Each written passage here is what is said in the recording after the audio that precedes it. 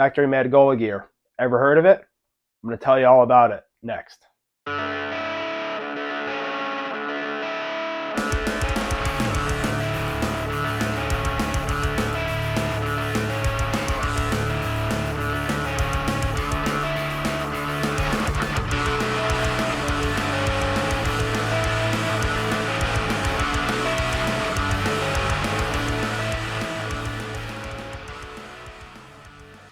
What's going on, goalies? My name is Dudo. I'm the goalie gear snob, and today I'm going to tell you about FactoryMAD goalie gear. So no, sadly, I do not have the pads, glove, and blocker, but I have a few gloves that have been modified by Dennis, and I have a set of knee pads. I'm going to tell you all about some of the cool features of FactoryMAD gear. Starting off with the knee pads here.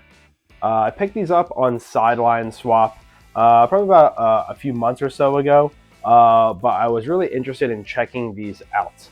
The reason why I was so excited about checking these out is because Dennis over at FactoryMAD has been in the industry for a very, very, very long time and has made some really cool, interesting designs for Vaughn. I don't know if I'm allowed to say that, even way back when, or even now under his own name as FactoryMAD. But I really wanted to pick these up because so many pros are wearing this style of knee pad. And Dennis does make a lot of cool interchangeable parts on these that I kind of want to showcase and talk about here. But this is the right knee pad, the one that goes on your right leg. I originally picked these up on Sideline Swap, and the Velcro was shot. It was really stretched out, really beat up. So I contacted Dennis and had him make me a new set of straps. So they do Velcro on both sides. So I made this, had to make this for me in a single elastic about 2.5, 3 inches wide. That's kind of going to fit there. Then I had him remake some lower straps down here as well. But the cool part that I had him remake for me is what I'm going to try to show you here is this inner landing cushion. So again, the cool thing about FactoryMAD is that everything is replaceable on these knee pads. If you pick up these knee pads and find that you use them for 2 years, 3 years, 10 years, whatever, and you find that this inner landing portion is worn out, he can make you a new one. He can add in some new pieces in here. I asked for him to remake it for me in black right here, but you can Velcro this whole part right off. Same thing with these straps right here. They fully come off. They're fully replaceable. One a different length, shorter, longer, whatever. And the whole actual bottom half entirely laces on right here. So it's another cool little feature about how well it just kind of sits on the leg. But interesting design on these is that they are a 2-piece knee pad. They are not 3 like some of the other vendors or manufacturers what they have out right now. So this 2-piece design, this goes around the bottom of the knee, of course this on the thigh. When you drop down, it is incredibly square. You can see how much area this knee pad is going to be taking up. And this is what a lot of pros are surprisingly using right now. They really like how you can drop down these straps. Again, they are interchangeable. It is very square, and that's something that a lot of people do prefer. But here in a minute, I'm going to tell you what I think about how they performed on the ice. So talking about these knee pads here and how they performed on the ice, again, because they are a 2-piece knee pad, I find that when you're standing and you're starting to articulate and move, that this front half right here starts to stick out a little bit. And you kind of feel it, like when you're moving around, it kind of feels like it's hitting the back half of the pad a little bit. But when you drop down the butterfly, I have found that there is no knee pad that is as square as this one right here. Just a cool little thing where you drop down, you feel secure. You know your entire kneecap, your entire thigh is covered. It works extremely well. So I think that's a really cool feature.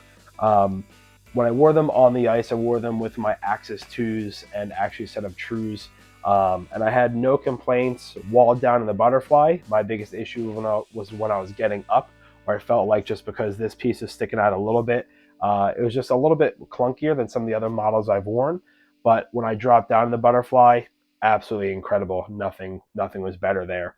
Right now, these are not my 100% go-to knee pad. I still am using my Warrior X3 Pro knee pads that I have 2 sets of, which I really do prefer. But this is another great knee pad option. I know that a lot of people have talked about that some of his gear is expensive, And while I paid the used price for these on Sideline Swap and paid a few bucks to get these new straps and the new bottom half attached, I find the price is more than fair. But if you want a brand new set of these, I'd recommend to reach out to Dennis and he can price those out for you.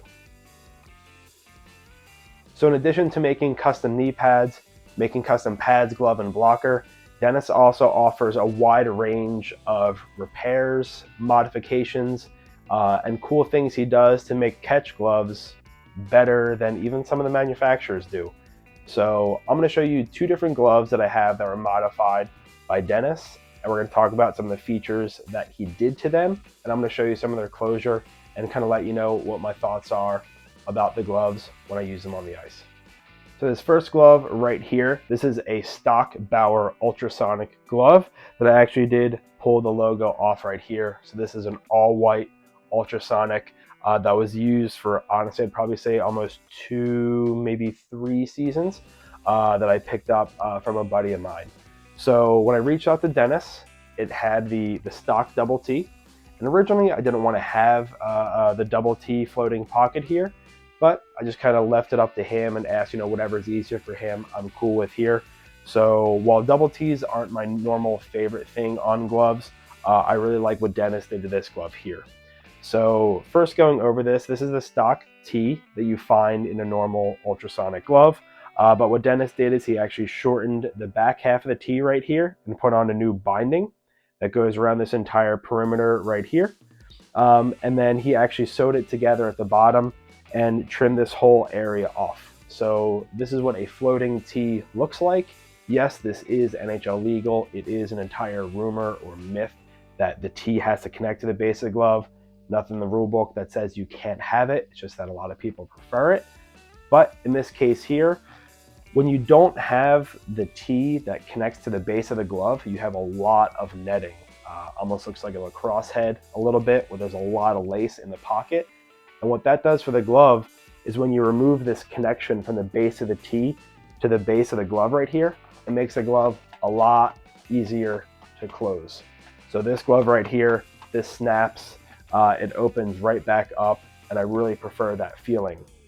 Some of the other cool things that Dennis did is, while I don't know exactly what's in his secret sauce, but I do know is that he modifies the padding across the inside of the hand, across the fingers, and sometimes even the thumb side to make the closure line up exactly where it needs to be. So my guess is that he straightened this area out right here so it does not start to curl over or curl across the side of the thumb right here, but instead it lays a little bit flatter. This is supposed to be a stock 75-degree break, but after I've used it on the ice, I've noticed it starts to close a little bit more upright. Not quite like a 580, but it still is a little bit more upright, but for me, I do prefer that. So I've used this glove on the ice about 3 or 4 times now since getting the modifications done, and I'm more than happy with how it came out. In terms of the price, I think it was more than fair for being able to pick up a used glove, pay for all these modifications to be done, and essentially have what would have been a used beat-up glove almost brand new again. So I'm very happy with how this one came out, but I want to talk about another glove now. This is another glove of mine that I have not talked about yet in a review, but it is one that I will talk about. But this glove right here, this is a Vaughn V9 XP. This is a standard 60-degree break, which is different from my 70-degree break that's right there. But I did talk about that glove in another video if you do want to check that out. However, in this V9 XP right here, I really liked how it was closing from Vaughn.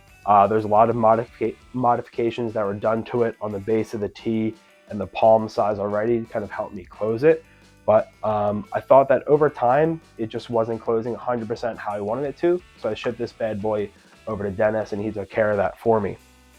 So this glove here is black weave with the iridescent green that no longer exists. I use the last of it, but this glove right here has a modified single T. So when I'm showing off the T of the glove right here, again, it's a single floating T that comes down. I did not want to get skate lace on any of the pockets that I had redone by Dennis. I'm not a huge fan of how skate lace looks. I like the single lace that kind of comes through. I like that lacrosse head look. We can see a lot of the lace through here. And also for me personally, when I'm looking into the glove after I've made a save, I really like being able to see the puck there. So again, Dennis did something very similar on this glove where he modified the internal padding on both right here.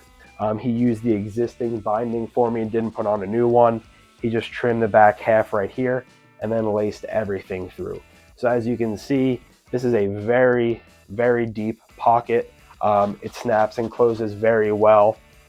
It does look a little bit different because of that floating tee. It kind of sticks off a little bit, but again, I have no complaints on how this glove performs out on the ice, and it does make it feel brand new to me.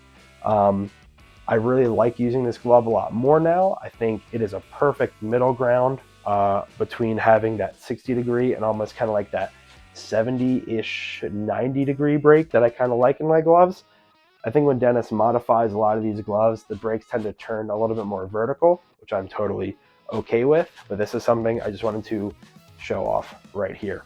So pretty happy with how this glove came out. And again, in terms of the price, turnaround time, I think Dennis was more than appropriate in making this glove seem brand new again. But I want to talk about some overall impressions now. So as I mentioned earlier, Dennis has been around in the hockey industry for 25, maybe 30 years now. I did see some Vaughn catalogs when I grew up that actually had him in there kind of modeling some of the chest protectors. So I know he's been around for at least 20 years in that scope there. But since Dennis has been on his own for about the last 10 years specifically, I became pretty close friends with him, and I've talked to him a lot about the industry itself and kind of what are the big trends happening in goalie gear. We're both kind of two goalie guys that just like talking about that. And he makes a lot of cool products that kind of fit those needs of today's goalie. The reason why I like reaching out to him and having him modify my gloves for me is because of a tendon issue I have in this finger. It was surgically reattached about 8 years ago, but I do not have a tendon that runs through the top half of my finger. I have some kind of permanent hand damage from that. So for me, closing a glove is very tough, which is why I like those upright breaks. But also I like having a glove that is super broken in.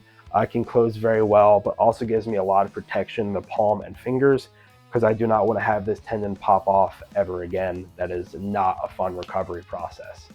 But when I've reached out to Dennis before, he has just asked me to fill out a form on his website. And filling out that form just details some basic information about yourself, the glove that you are sending out, your basic hand size, and some of the modifications that you would like on the glove, just so that when he receives the glove with that sheet inside, he basically knows what he's going to be doing on that order. But I reached out to him before I filled out that form just because I kind of want to ask his preference on some of those gloves. Like I mentioned earlier, I'm not in love with having a double T. I usually like the single T, but just in the effort of keeping things nice and simple for him, he said it's no problem for him to trim the base of that T, add in the new binding, and lace it up for me. So I'm very happy with how that came out.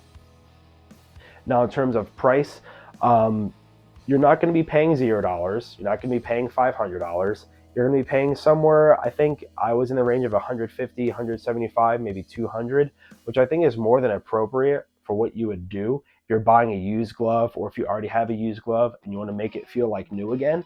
I think that price is absolutely more than appropriate.